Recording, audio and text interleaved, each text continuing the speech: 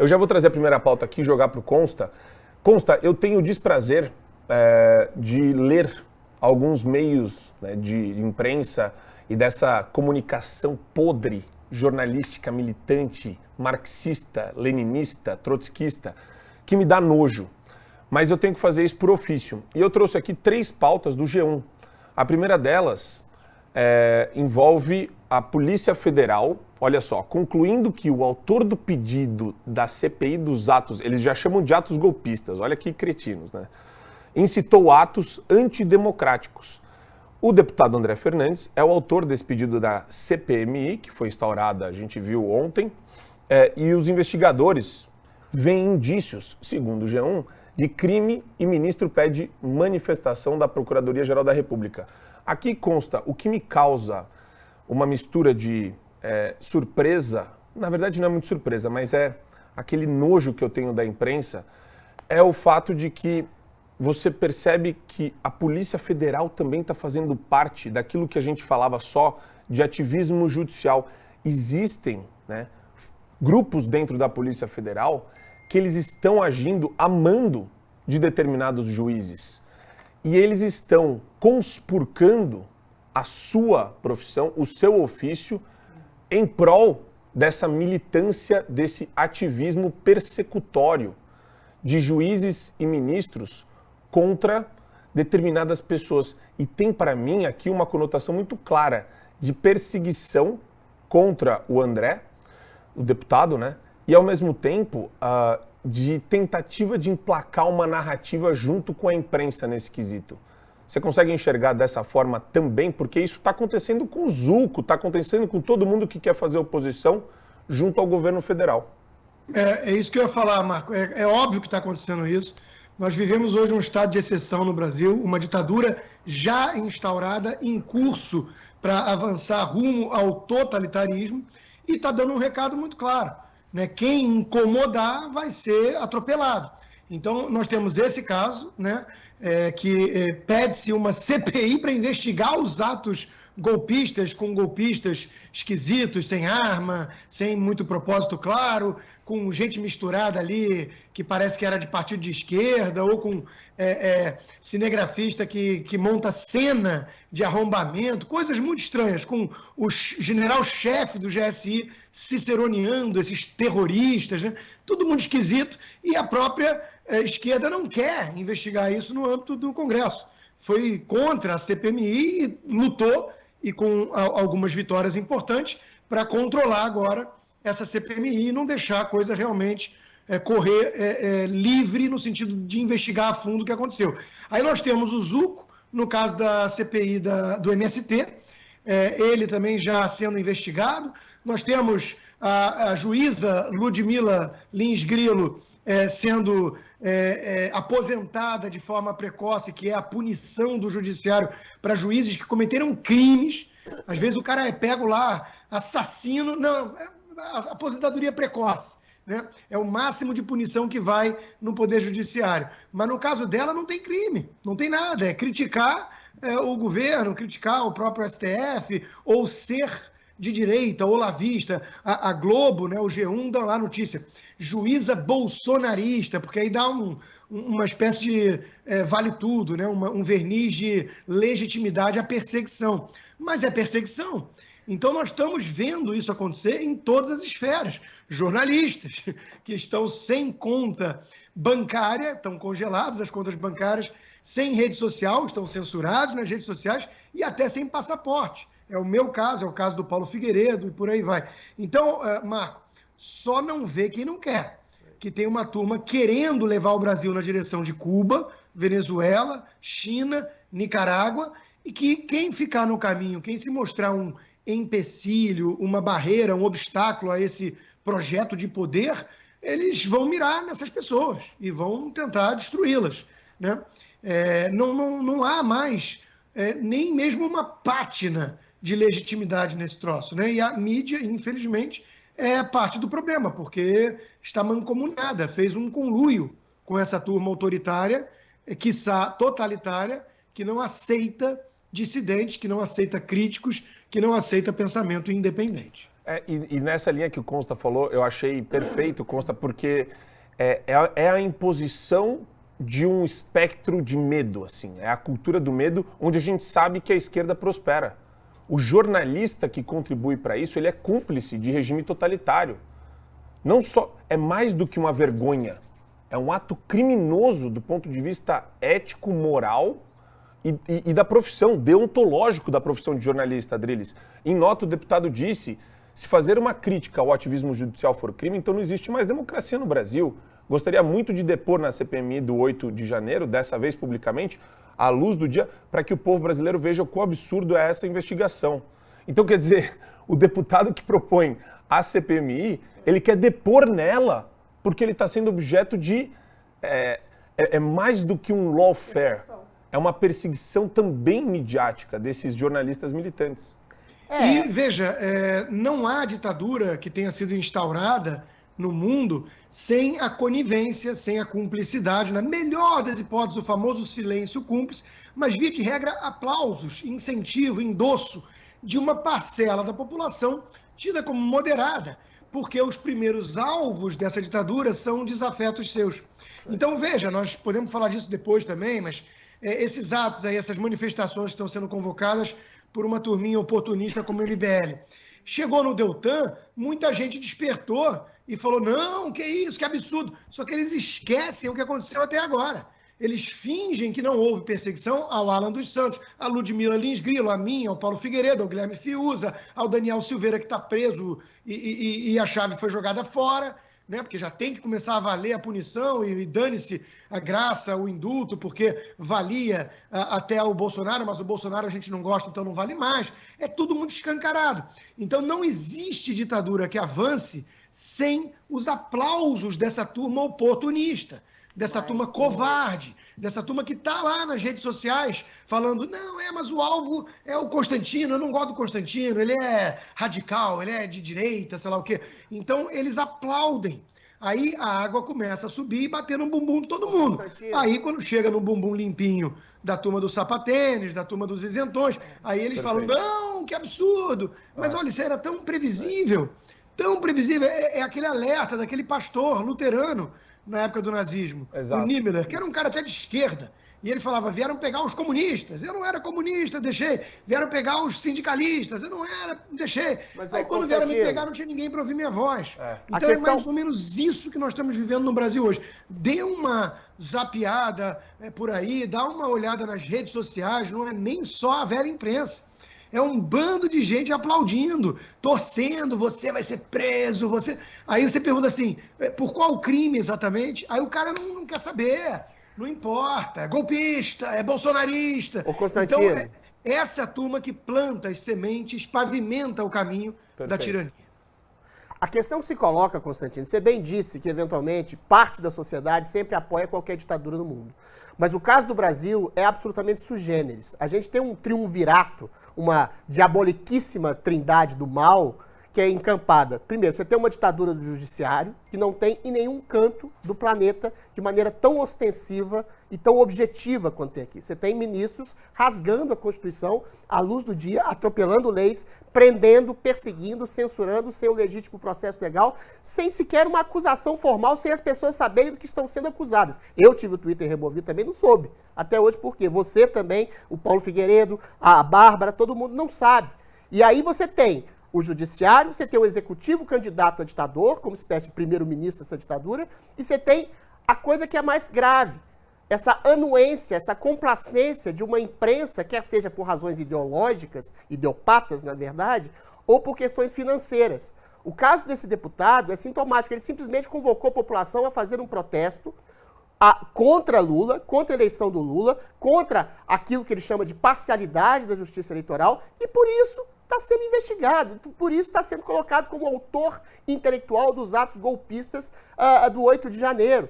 E aí, a própria Deolane, que vai ser a presidente dessa CPI, dessa Comissão Parlamentar de Inquérito dos atos do 8 de janeiro, fala isso. Nós vamos atrás dos autores intelectuais. Quem que é autor intelectual dos atos de 8 de janeiro? Eu sempre fui contra depredação e invasão, inclusive invasão de terra, que hoje no Brasil é permitida, lista encampada pelo próprio governo. Aí qualquer pessoa que eventualmente tenha dito que a justiça eleitoral tenha sido imparcial, qualquer pessoa que tenha feito críticas acerbas ou incisivas ao Alexandre de Moraes e aos demais ministros, que eu acho que estão atropelando a Constituição, qualquer pessoa que tenha falado mal do processo eleitoral e qualquer pessoa que tenha feito críticas aos ministros. O caso da Ludmila Lins Grilo é outra excrescência. O que ela fez? Ela é acusada de isolacionismo, de contestar a pandemia e de fazer críticas incisivas e agressivas aos ministros do STF. E aí a gente sabe que o crime verdadeiro dela é ser olavista, né? Exato. Assim como o Collor foi pego na Lava Jato, no Supremo Tribunal Federal por corrupção, a mesma turma que diz que a Lava Jato é uma quadrilha criminosa que usa tortura, que é a delação premiada. No caso do Collor, vamos fazer uma exceção. Mas... Adriles, você está perfeito. Existe um tripé do mal, chamemos assim, um tripé do mal, poder judiciário, poder executivo comunista e imprensa vagabunda, né, ideológica e vendida, corrompida. Está perfeito. Meu ponto não é excludente, ele é complementar. Isso não avançaria da forma que está avançando apenas com o Instituto do Medo, que o Marco trouxe.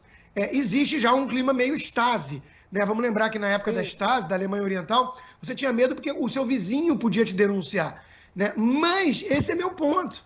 A imprensa, o poder judiciário e o poder executivo, eles incutem algum tipo de medo. Todo mundo, eu estou há 5 meses com as minhas contas congeladas. Se eu morasse no Brasil, eu não tinha como movimentar meu dinheiro. É que, graças a Deus, eu tomei a decisão sábia há 8 anos atrás de vir para um país mais seguro, né? Agora, veja, isso não seria possível sem os aplausos de uma ala do povo, da plateia. É uma elite podre, mas tem gente aplaudindo, tem gente apoiando.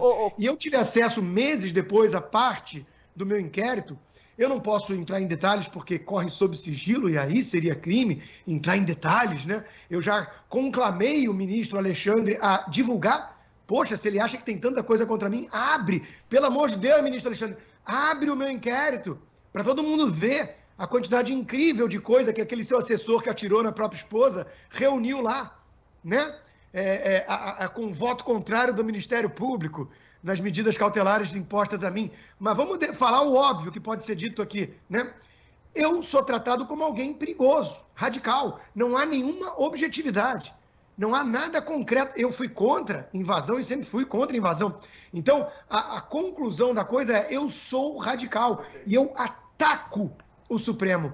Hoje virou crime no Brasil criticar a ação de ministros. Da mesma forma, o meu Twitter foi suspenso, pelo que eu tive acesso aos autos do processo muito tempo depois, porque eu disse que havia censura no Brasil e que o povo estava ficando revoltado porque tinha uma percepção de que a justiça eleitoral tinha eventualmente se colocado de maneira partidária e injusta dentro do processo eleitoral. Por isso eu tive, ou seja, é tautológico. Você, a Bárbara e o Paulo Figueiredo foram numa comissão convocada pelo Gustavo Gaia, que me chamou também, eu não pude ir, depois ele sumiu, etc. E, eventualmente, até não me arrependo de não ter ido, porque no dia seguinte em que vocês foram nessa comissão sob censura instalada, censura prévia no Brasil, os vídeos todos no YouTube, os seus, o da Bárbara e do Paulo Figueiredo, desapareceram. Ou seja, no Brasil tem uma questão quase que tautológica. Você diz que há censura no Brasil, e aí as pessoas te censuram imediatamente por confirmar exatamente uma coisa. No meu caso, censura é prévia. Porque agora, quando eu começo uma live no meu YouTube, eu abro antes de entrar ao vivo, eu já crio o link da live. Eu já recebo o e-mail do YouTube dizendo que, por medida judicial, há um bloqueio daquele conteúdo que foi analisado pelo YouTube e, se eu quiser reclamar, tem 30 dias, blá, blá, blá. Mas agora, eu nem fiz a live ainda. Agora tem uma coisa que eu posso completar, só para completar.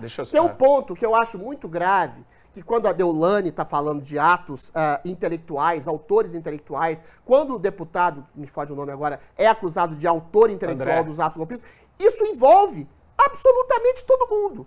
Se o Marco Antônio, se a Geisiane, se eu tivéssemos criticado a Justiça Eleitoral, ou Alexandre de Moraes, ou o processo eleitoral de alguma forma, a gente é subrepticiamente, subliminarmente, autor intelectual do processo antidemocrático que culminou no 8 de janeiro. Ou seja, qualquer um é acusado disso. É um processo kafkiano. É o critério subjetivo de um crime, de uma tipificação criminal que não existe, quer seja ato golpista, ato antidemocrático, fake news, discurso de ódio, que não existe no Código Penal, e envolve qualquer cidadão de bem que tenha criticado o Supremo Tribunal Federal. É absolutamente absurdo e surreal. Perfeito, Adriles. Eu quero aproveitar e jogar para a Geisiane exatamente essa questão que o Adriles e o Consta estão falando aqui, porque aqui você tem a PGR falando de incitação ao crime. Só que olha como isso é subjetivo, aberto e perfeito para qualquer tipo de perseguição política em qualquer lugar do mundo. Incitar algo requer, no mínimo, alguma objetividade. Então, para deixar muito claro, tá, pessoal que está assistindo aqui, e eu queria ouvir a Geisiane sobre isso, eu tenho que virar, para você conseguir me culpar a respeito de algum ato criminoso, eu tenho que, de alguma maneira, ter contribuído para ele efetivamente, concretamente. O fato de eu fazer críticas duras ao Supremo Tribunal Federal, ao TSE, ao processo eleitoral, ao Lula, ao Dinocracia, ao Alexandre de Moraes, que a gente pede o impeachment aqui todos os dias, eu acho que a gente tem que normalizar, todo mundo tem que sair por aí nas ruas. Você tem que dar bom dia para o seu colega de trabalho, Geisiane, e falar bom dia. Quando o Alexandre de Moraes será impedido? Bom dia. Todo mundo tem que fazer isso. Porque, senão, a gente vai cair numa espiral aqui da perseguição máxima de um Estado totalitário, né, Geisiane? Exatamente. Tem um episódio bem interessante da família Dinossauro, em que uma cena em que a família Dinossauro vai até ao tribunal e aí ela pede para tirar uma palavra, porque a palavra está incomodando a família. E aí eles começam a se empolgar ali naquele episódio, todo mundo começa para pedir para tirar uma palavra, para tirar um termo, para tirar alguma coisa, e a resposta, a razão, na verdade, do pedido é: eu não gosto. Eu fiquei chateada, eu me incomodei, eu não gosto. É exatamente isso que a gente vive no país. A oposição está sendo claramente perseguida e o motivo é: eu não gosto, você atrapalha de alguma forma o meu projeto ditatorial, então eu vou te perseguir. É o caso aí desse deputado, o André Fernandes. Ele quer depor. Veja, ele está sendo acusado de um crime que ele não cometeu, certo? Incitar o tal dos atos antidemocráticos, que a gente sequer sabe o que eles entendem por ato antidemocrático, justamente porque a gente vive a era do relativismo. Então, tudo pode ser alguma coisa, e se tudo pode ser alguma coisa, nada é essa alguma coisa. E aí, ele quer depor. Se eu estou sendo acusada de um crime e eu quero ir lá e depor, já demonstra que eu não tenho medo. Que eu não tenho medo da investigação. Afinal de contas, eu não estou devendo nada e estou aqui me colocando para esclarecer qualquer que seja o assunto. Esse é o primeiro ponto. E essa acusação dele é baseada num post que ele fez, inclusive um post em forma de piada. Tem um post que ele fez que estava escrito Alexandre de Moraes na porta, e ele fez uma piada dizendo o seguinte: se você rir, você vai preso. É exatamente isso que estão fazendo com o cara. Ele riu e estão querendo prender o cara, estão querendo imputar um crime a ele. Então veja, tudo isso aqui é uma confabulação, ou seja, está no mundo abstrato, está no mundo das ideias. Não aconteceu na realidade.